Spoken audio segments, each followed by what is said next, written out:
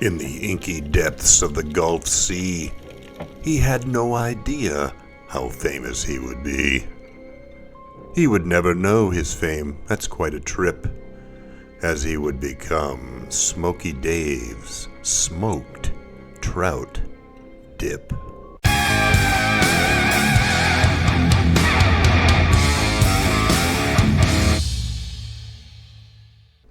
I will begin first by saying that if smoked trout dip sounds a little weird to you, that's okay.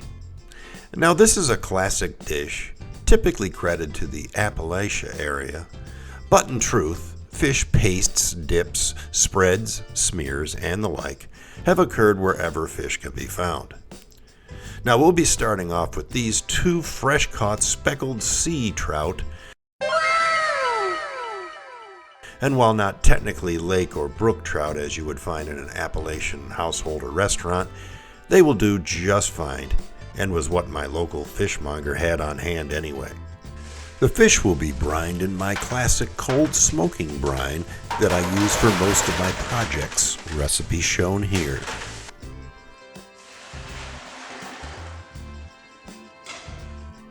I'm not going to bother taking out any of the bones or skin on this fish until after it's fully smoked and cooked.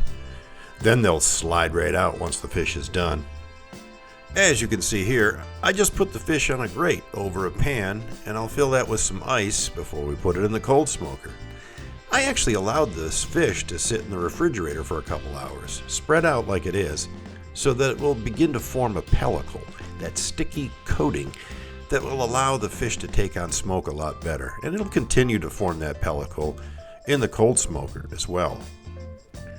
After the trout smokes for an hour, it'll be time to move it to the hot smoker to finish, but instead of using the big hot smoker, I'm going to pipe the smoke from my smoke generator into my grill and do it that way. Let me explain. I'm going to pull out the trout here. We're going to get it hot smoking on the grill. There's some other fish in there for a different video that will continue to smoke inside the cold smoker, but we're going to be doing this by connecting the smoke tube that's in the hot smoker here to my grill while allowing this one to continue.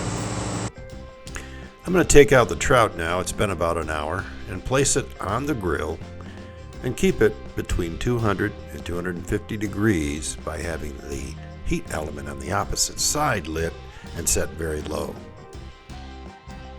As you can see here, I have a food grade tube pumping the cold smoke back into the back of my grill and keeping those fish bathed in delicious applewood and pecan smoke, my favorite. I will cook and smoke the fish low and slow for another hour. Do you like Smoky Dave Presents? Would you consider subscribing and getting other people to subscribe?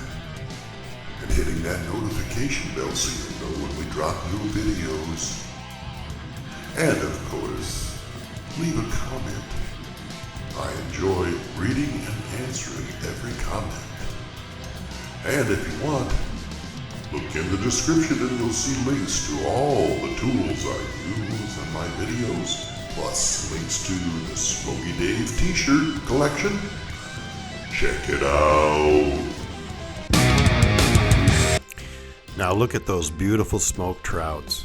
They have that nice yellow color we expect for a properly smoked piece of fish like this. And while I'm tempted to make this dip immediately, I know from many years of doing this that the flavor will only improve if we give it a good 12 hours in a vacuum pack. So that's what I'm going to do. Also, the fish being cooled should hold together a little better and make it easier to separate from the bones and the skin. As you can see, I can barely get it into that vacuum pack without it falling apart.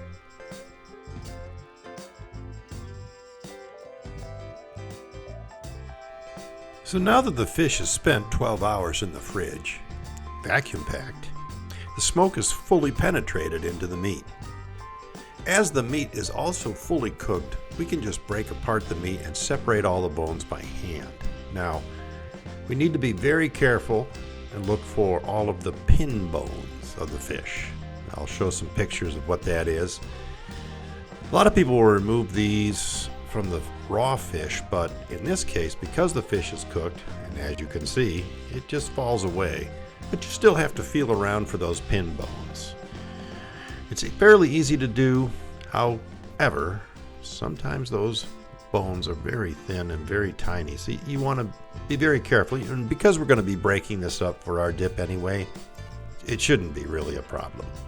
And I didn't really find any trouble doing it. We have our pound of our smoked trout that's been shredded and deboned.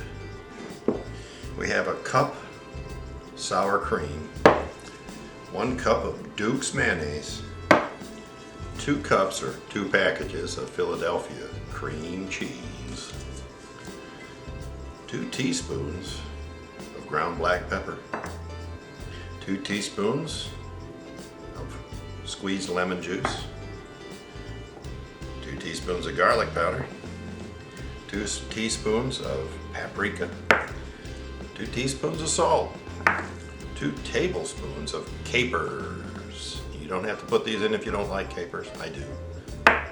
And of course, 2 tablespoons of horseradish. Now let's get those ingredients mixed together. I'm going to start with the mayo, sour cream, and cream cheese and just use my hands to kind of break up the chunky cream cheese. Once these things are all mixed together, then I'll add everything else except the fish. We don't want to pulverize the fish by overmixing, so I will fold that in last.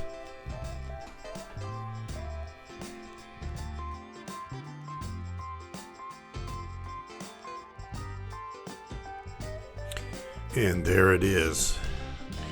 Now we'll just cover this with plastic and put it in the fridge for a couple of hours to let the ingredients talk to each other. Well, let's get this dip presentable. With crackers, fresh veggie strips such as carrots, broccoli, cucumber, even slices of smoked cheese, this dip is delicious and works even as a sandwich spread.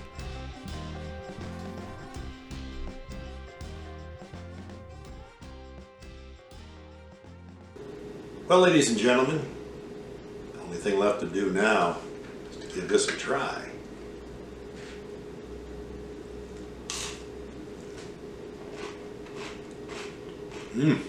Oh my goodness. Smoky, savory. I know it may sound weird to have a dip made of trout, but that's probably one of the best dips I've ever had. Thanks goes out to my buddy Chris, who said you should try smoked trout dip. I had never even heard of it. This is something you're going to want to try. Even if you just get pre-smoked trout from your store, highly recommended.